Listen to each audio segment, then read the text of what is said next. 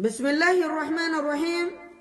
الحمد لله الذي هدانا لهذا وما كنا لنهتدي لولا أن هدانا الله، والصلاة والسلام على رسول الله صلى الله عليه وسلم. أما بعد، السلام عليكم ورحمة الله وبركاته. Ndugu watukufu wa Islamu,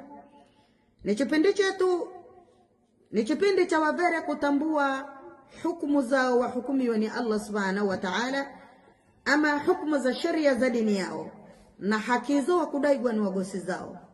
Ndugu watukufu wa Islamu, na katika izinduhu yeye Mtume sallallahu alaihi wasallam akagamba, na lapira na yuja amiliki nafsi yangu mikono yake, mtu huyo yase yuja na mwitange mkaziwe katika musazi wake ili akidhi haja yake. Mbere yuja niyo alemera, hakuna chituhu chikugaluka illa ni viumbe wose waje kwenda wakwe samawati. Viumbe wose wakwe samawati wamlaani mbere huyo ama wamchukia mbere huyo mpaka mgosiwe amridhie. Lakini pia Mtume sallallahu alaihi wasallam ni agamba kuwa neva anagona mbere huyo ilhali kasama usazi wa mgosiwe, yeye mbere huyo alaaniwa. Mbere huyo alaaniwa mpaka ibule mtondo, yani kagona hali ya kuwa ni mwenye kuserwa ni laana mpaka ibule mtondo. Hadithi hiyo ndugu zangu wa Islamu ihokerwa ni Imamu Bukhari na Imamu Muslim.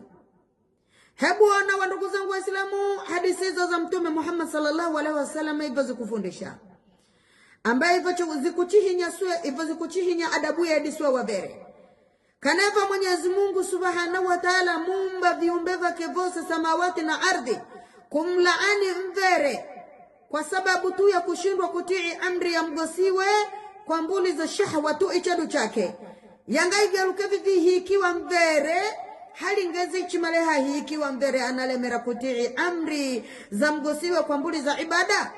Mtume sallallahu alaihi wasallam kalemera mvere, kalemera kabisa mvere. Mtume sallallahu alaihi wasallam kagamba mvere uya yose yuja sono enuke musazi wake kwa kuduka sunna illa alombeze radhi kwa mgosiwe. Ndugu watukufu wa Islamu, katika ibada ya tendo ya ndoa ni hatari kwa tuchue katika kulemera kujamanya ibada ya tendo ya ndoa chipindi ambaye wagusizo tu wakuchihitaji. Na mbere huyo yose yuja nago ni hali ya kuwa kasama usazi wa mgosiwe, kwa maana ya kumnemera mgosiwe haki yake.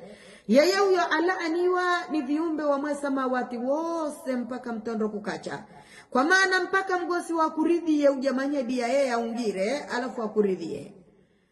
Je, watogola ulaaniwe mpaka mtondo kukacha uridhiwe ni mgosiwo, au watogola upate radhi za Allah subhanahu wa ta'ala kwa kumkidhia mgosiwo haja zake?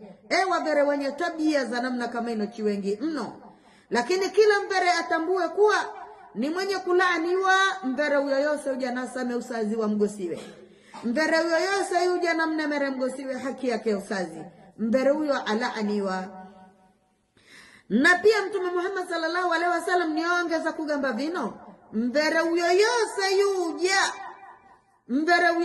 yuja hana male ruksa ya kwenu kama usazi wake kwa ajili ya kuduka swala ya sunna illa asole amri kwa mgosiwe. Kwa sababu Mtume Muhammad sallallahu alaihi wasallam akalonga hivyo, wala sono enuke mbere kula wa musazi wa mgosiwe kwa ajili ya swala ya sunna. Iyo igaluka kuwa ni kwa, yani bila ya idhini ya mgosiwe, iyo yagaluka kaneva mgosi huyo eaho. Mgosi onebe eaho huna male ruksa ya kusera musazi wake na chiro kwa ajili ya kuduka swala ya sunna. Lakini kaneva heaho mgosi huyo, basi wadaha ukaduka mda huo wose ni uja we mvere ukunga kuduka hizi swala zako. Illa neba mgosi wo eaho na ene mbere huyo niyo achimara kwa ajili ya kuduka swala ya sunna bila ya idhini ya mgosiwe, huyo apategwa ni madhambi. Lakini iswala yenyewe ya swihi, yani iswala yenyewe ya udukire ya swihi, lakini madhambi ya kupata hose kuna faidaki yani ya kuduka. Maana we waduka kwa ajili ya kukaula radhi za Allah, kwa ajili ya kuafiwa madhambi yako. Hausa ikiwa iswala yenyewe kaneva yangai kujere madhambi, ina faida gani? Kwa hiyo mbere huyo yose yuja atambue, wabere wose maulimwengu watambue huna male ruksa ya kwenu kana chiro kwa ajili ya kuduka tahajjud au qiyamul layl, isipokuwa upate idhini ya mgosiwo. Lakini kaneva mgosiwo kasafiri hehali, basi ni ruksa ya kuduka muda wowoseni.